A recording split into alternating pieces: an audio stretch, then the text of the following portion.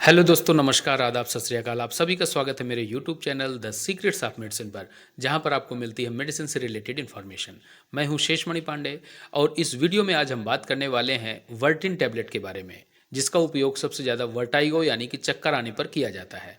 आगे हम जानेंगे कि इस दवा का उपयोग कब और कैसे किया जाता है, कौन से ड्रग कंटेंट होता है इसमें, इसकी मैकेनिज्म ऑफ एक्शन क्या है, इसके साइड इफ़ेक्ट्स क्या हो सकते हैं, किन लोगों को यह दवा नहीं लेनी चाहिए।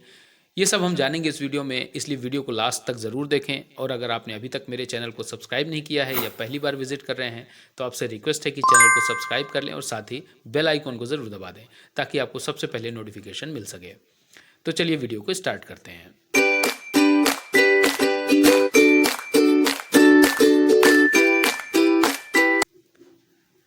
वर्टिन टैबलेट फॉर्म में आती है, जो कि जिसमें ड्रग कंटेंट जो होता है वो बीटा हिस्टीन होता है। वर्टिन टैबलेट का उपयोग सबसे ज़्यादा वर्टाइगो यानी कि चक्कर आने, जिसके कुछ सिम्टम्स होते हैं नोजिया, वोमिटिंग, पाल्पिटेशन और ये इस टाइप की कुछ सिम्टम्स होते हैं, उनमें किया जाता है। हम जानते हैं कि वर्टाइगो यानी कि चक्कर आने के कारण क्या क्या होते हैं। चक्कर आने के बहुत सारे कारण होते हैं, जैसे कि डिहाइड्रेशन हो जाना, पानी की शरीर में कमी हो जाना, और इसके अलावा बीपी का लो हो जाना, कुछ मेडिसिन्स के साइड इफ़ेक्ट्स से भी चक्कर आते हैं।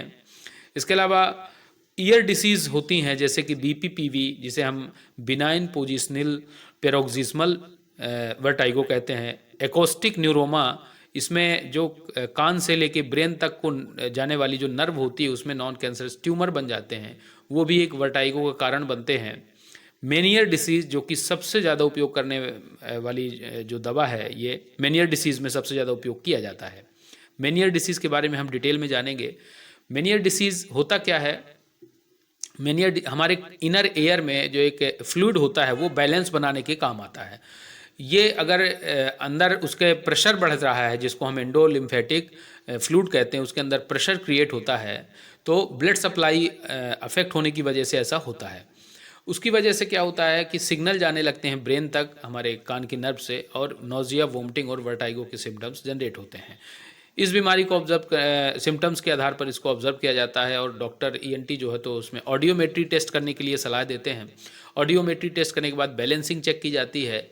और जो इस बीमारी का जो सबसे बड़ा लॉस होता है वो हेयरिंग लॉस होता है। कान में मतलब रिंगिंग का साउंड आता है, और कई बार बेचैनी होती है, पाल्पिटेशन होता है, पसीना आता है, और वोमिटिंग हो जाती है कई बार पेशेंट्स को, और चक्कर भी आता है। ये इसके कुछ जो है तो सिम्टम्स होते हैं।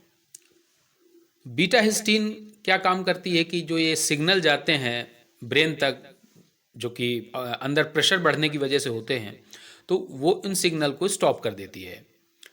आगे हम जानते हैं इसकी फुल मैकेनिज्म ऑफ एक्शन की, ये काम कैसे करती है। बीटा हिस्टीन, जैसे कि हमने देखा कि ये हिस्टामिन एनालॉग है, और यह H1 रिसेप्टर एगोनिस्ट और H3 रिसेप्टर एंटागोनिस्ट होती है।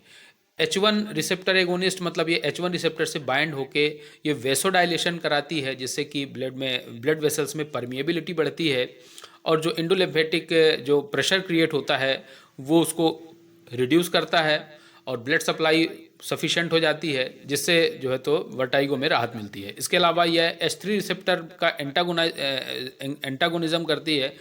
H3 रिसेप्टर्स जो रिस्पॉन्सिबल होते हैं वो न्यूरोट्रांसमीटर लाइक सेरोटोनिन के रिलीज के लिए रिस्पॉन्सिबल होते हैं। सेरोटोनिन का जो है तो एक्शन कई जगह होता है। ये हमारे डाइजेशन से लेके हमारे मेमोरी, हमारे मूड को, मतलब हम हैप्पी होते हैं, एक्साइटमेंट से लेके सेक्सुअल डिज़ायर से लेके बहुत सारे इसके एक्शन होते हैं। लेकिन हम यहाँ पर इसका फोकस कर रहे हैं कि ये जो सेरोटोनिन होता है, ये सेरोटोनिन जीआईटी से जो है तो रिलीज़ होता है और ब्रेन से भी रिलीज़ होता है। तो ये जो सिग्नल भेजता है, सेरोटोनिन का लेवल ज़्यादा हो जाने की वजह से नोज़िया और वोमिटिंग के जो चांसेस बढ़ जाते हैं। तो ये सेरोटोनिन के लेवल को कम कर देता है, जिसकी वजह से वर्टाइगो का सिम्टम्स भी कंट्रोल हो जाता है। तो ये इसकी मैकेनिज्म ऑफ एक्शन हो गई है।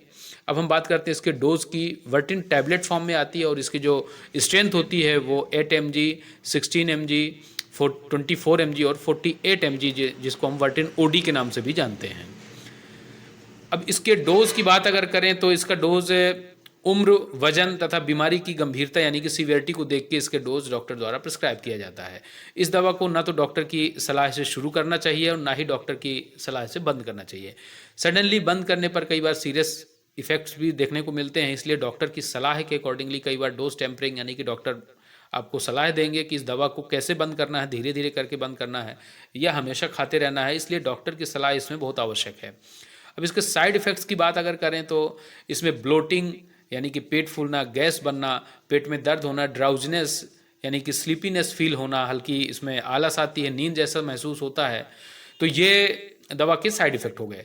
अब हम जानते हैं कि ये दवा किन लोगों को नहीं लेना चाहिए। पहली चीज़ तो जिनको एलर्जी है उन लोगों को नहीं लेना चाहिए। दूसरा, एक बीमारी होती है जिसको हम फियोक्रोमासाइटोमा कहते हैं, जिनको ये बीमारी उनको नहीं प्रिस्क्राइब की जाती है। पेट या आंतों में अल्सर की बीमारी है, तो ऐसे मरीजों को ये अल्सर के जो है तो सीवियरिटी को बढ़ा सकती है। तो प्रेगनेंसी और ब्रेस्ट फीडिंग केसेस में भी इसको डॉक्टर की सलाह के बगैर नहीं दे सकते हैं। अल्कोहल के साथ लेने पर ये ड्राउजनेस यानी कि स्लीपीनेस को ज़्यादा इंक्रीज़ कर देगी।